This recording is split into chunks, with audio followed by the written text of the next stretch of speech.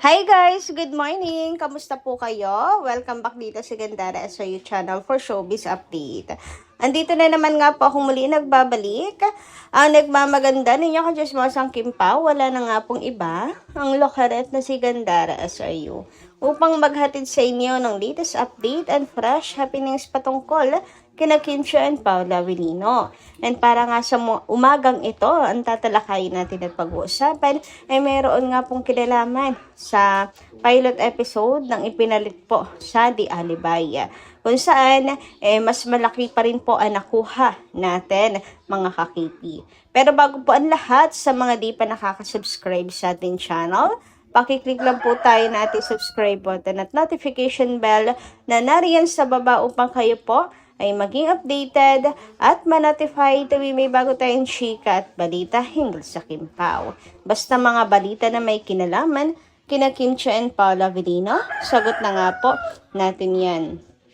And narito naman ang ilan sa mga napili nating basahing komento ngayong umagang ito mga kakipi bilang pasasalamat sa mga taga-subaybay natin na nakatutok parate sa atin pong daily updates. Para bigyan na rin ng tinig ang kanilang mga komento, reaksyon, at opinion, di ba? Bilang mga fans nila Kim and Paolo.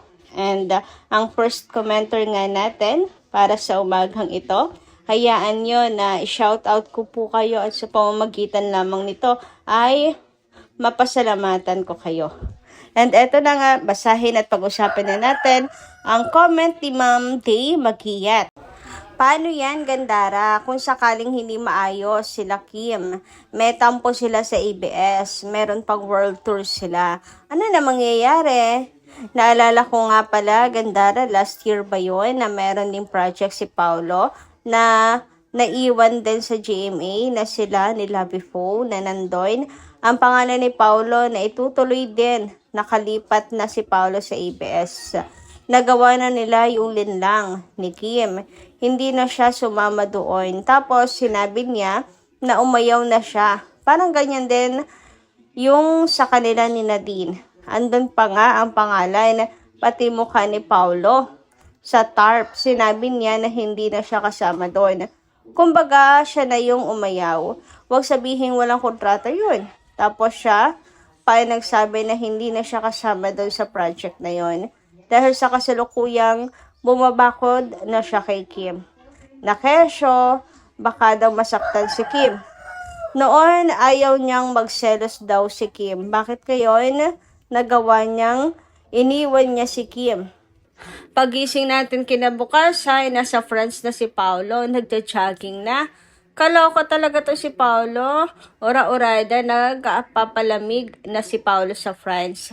Anak ng teteng, wala tayong kaalam-alam. Ang daming Kim Pao ang nagulat. Ang daming jelly ice. Tapos, nahintay ang mga Kim Pao sa Showtime kung kasama si Kim. Nakita si Kim sa Showtime. Dami na agad-agad nagtampo. May nagagalit, bakit daw iniwan si Kim? Halo-halo, choking me.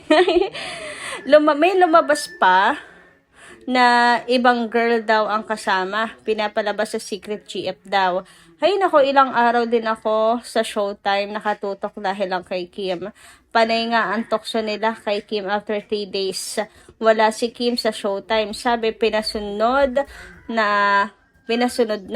Nilinaw ng fines, tapos nasa Thailand daw si Kim. Hay nako, Paolo, pinapaiyak mo lang si Chinita namin. Anong klaseng pagmamahalan yan? Sorry, Gandara, nobela ang comment ko, pasensya na. Ikaw din, bigla ka rin nawala noong hanap ako ng hanap sa'yo kagabi ka na nagparamdam. Salamat, Gandara. Walang ano man, Miss Day Magiyat. Ano po, tungkol nga dito. Oo nga, nagulat kung atin pong babalikan. Grabing nagulat. Kailan pa umalis si Paolo? Bakit nasa France na si Paolo?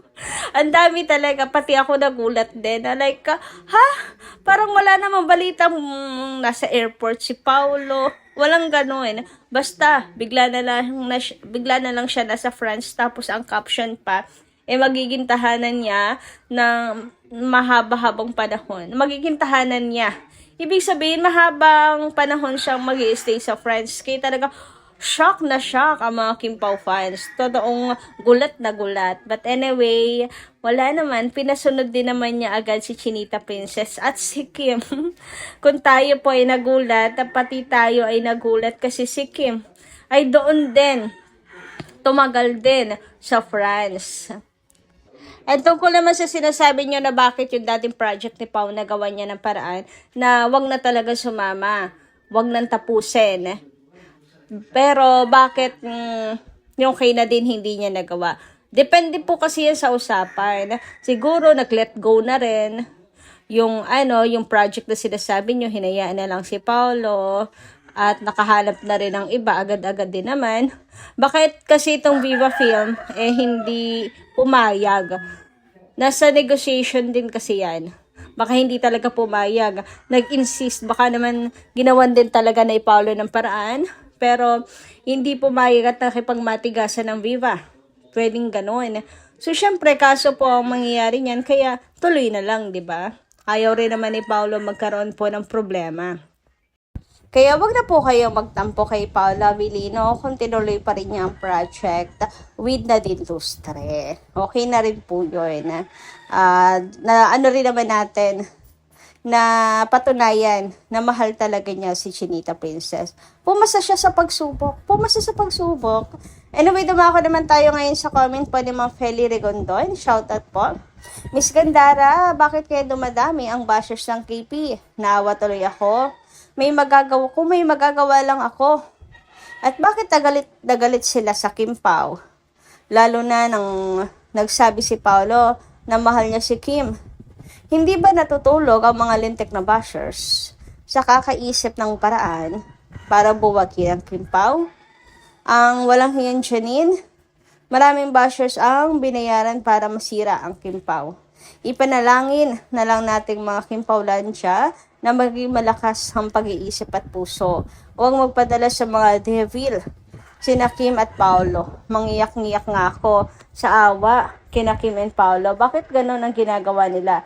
Inggit sa puso nila ang nangingibabaw. A senior fan from Antique, Philippines. Still Kim Pao forever. Thanks, Miss Gandara. God bless everyone. Ayan mo, Feli Rigondon. Grabe naman. Wag po tayo mambintang agad-agad sa isang tao, lalo na't wala po tayong pruweba. But anyway, tungkol nga sa mga bashers na parang hindi po natutulog, kakaisip ng paraan para buwagin sila Kim and Paolo, nawa po ay magising po sila sa katotohanan at tigilan na nila ang kanila pong ginagawa. Kasi pagpupuyat nilang yan, kakaisip, sila rin ang sisingilin yan eh. Sisingilin din sila ng sarili nilang kagagawan, Ma'am Feli Rigondon. So, siguro, magagawa na nga lang natin. Sabi nyo, kung may magawa lang, ang magagawa lang po natin ay maghintay sa karma nila, Ma'am Feli Rigondon. Lahat naman po ay mayroong balik. Kapag gumawa ka ng masama, masama din po ang ibabalik sa'yo. At kung gumawa ka ng mabuti, di mabuti din ang aanihin mo.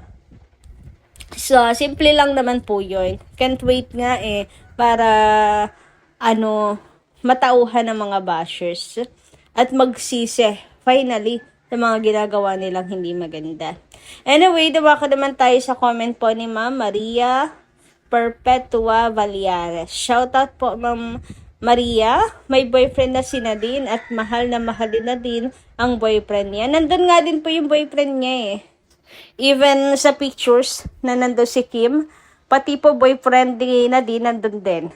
So parehas jowa nandun na nakasuporta. Kaya paano kaya tayo mga fan lang?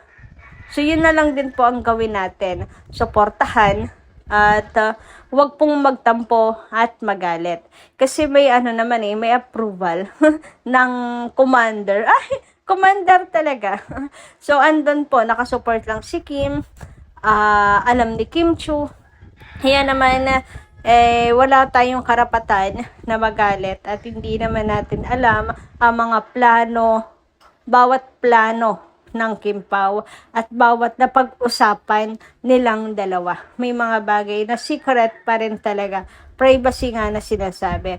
Anyway, dumako naman nga tayo ngayon dito sa TV ratings according sa data kung saan pinag-ano nga po, kumpara ang pilot episode ng The Alibay noong March 16 sa pilot episode ng bagong serye na Blood vs. Duty noong April 6. So, eto nga mga ka-KP, ang laki po ng pagkakaiba. Ang daming update nga ni Carlos Miguel, ang dami nagtatanong sa akin kung kamusta daw ang TV ratings according to data. Kamusta daw ang ratings?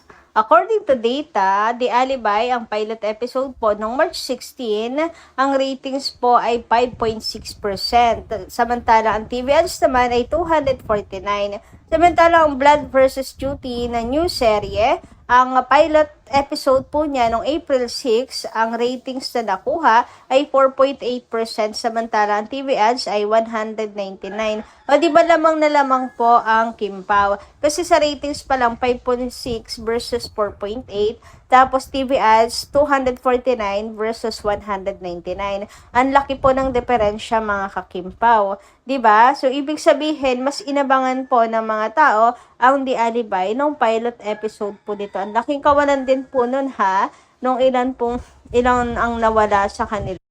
So, pinataob ng Kim Pao ang pilot episode ng new serye na Blood vs. Duty. Pero wag pa rin po tayong pakampante. Pilot episode pa lang din naman po yan. Sa mga susunod, kung makaahon po sila at mapanatili ang ratings na yan, di congratulations. Pero sa ngayon, talo po ng Kim Pao si Gerald Anderson. Pero may nababasa din po ako mga ka-Kim Pao na nagsisisi na kaya ang management na pinalitan nila ang The Alibay kasi ang baba daw po at ang onti ng nanood.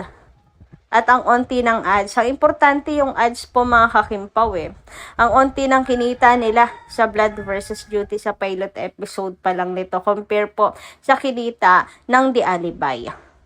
Nagsisisi na nga kaya daw ang management na pinagpalit nila si Kim. Kay Gerald. Kayo guys, anong inyong masasabi tungkol dito? Comment ka lang dyan po sa baba. Iwan lang po kayo ng inyong komento. And agad dito lang po muna ang ating update. Maraming salamat po guys sa inyong pakikinig. And kita-kits po tayo muli sa mga susunod pa natin chika tungkol sa Kim Pao. Maraming salamat at ingat po kayo palagi.